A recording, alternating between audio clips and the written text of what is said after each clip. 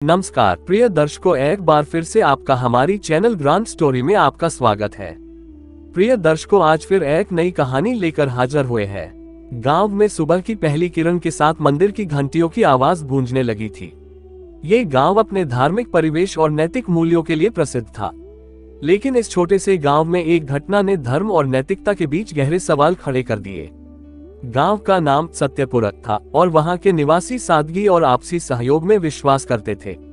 गांव के बीचों बीच एक प्राचीन मंदिर था, जहां हर दिन सुबह और शाम को पूजा होती थी।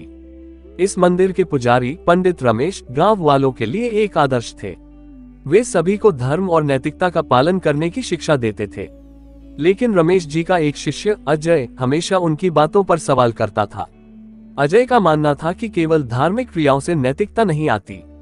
वह कहता, गांव के लोग मंदिर में तो आते हैं, पर असली परीक्षा तो उनके कर्मों में है। अजय के सवालों से कई बार लोग असहज हो जाते, लेकिन वह हमेशा अपनी बात स्पष्टता से रखता। एक दिन गांव में एक व्यापारी आया जिसका नाम मोहनलाल था। उसने गांव में एक बड़ा व्यापार खोलने की योजना बनाई। व्यापार से गांव को आर्थिक लाभ तो होने वाला था, लेकिन इसके लिए कुछ जंगल काटने पड़ते। रमेश जी ने इस पर अपनी असहमति जताई, क्योंकि वह इसे धर्म के विरुद्ध मानते थे।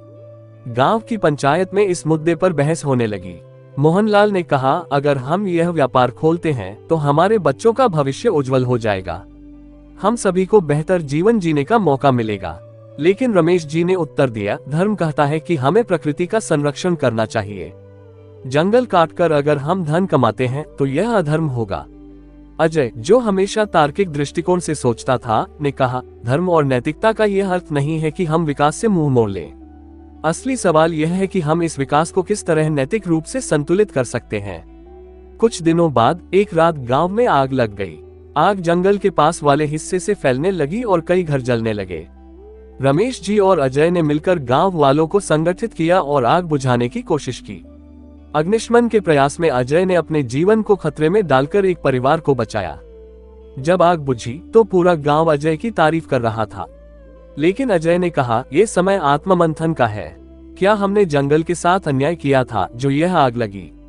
आग लगने की घटना ने गांव वालों को सोचने पर मजबूर कर दिया। उन्होंने मोहनलाल की योजना को फिर से सोचा।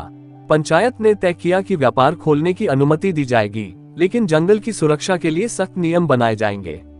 रमेश जी ने अजय की प्रशंसा करते हुए कहा, तुमने हमें सिखाया है कि धर्म और नैतिकता केवल उपदेश देने में नहीं, बल्कि सही कर्म करने में है। अजय ने उत्तर दिया, धर्म का असली सार यह है कि हम अपने कर्मों से दूसरों का भला करें। नैतिकता वही है जो हमें सभी के प्रति न्याय करना सिखाए। गांव में व्यापार शुरू हुआ, लेकिन जंगल भी सुरक्षित रहा। गांव वालों ने मिलकर यह सुनिश्चित किया कि प्राकृतिक संसाधनों का सही तरीके से उपयोग हो। सत्यपुर अब न केवल एक धार्मिक गांव था, बल्कि नैतिकता और विकास का प्रतीक भी बन गया। इस तरह अजय की सोच और रमेश जी के मार्गदर्शन ने धर्म और नैतिकता को नए आयाम दिए। उन्होंने ये सिद्ध किया कि धर्म और नैतिकता का सबसे बड़ा उद्देश्य है समाज का कल्याण। आपको ये कहानी अच्छी लगी हो तो लाइक, शेयर और सब्सक्राइब करना ना भूलना।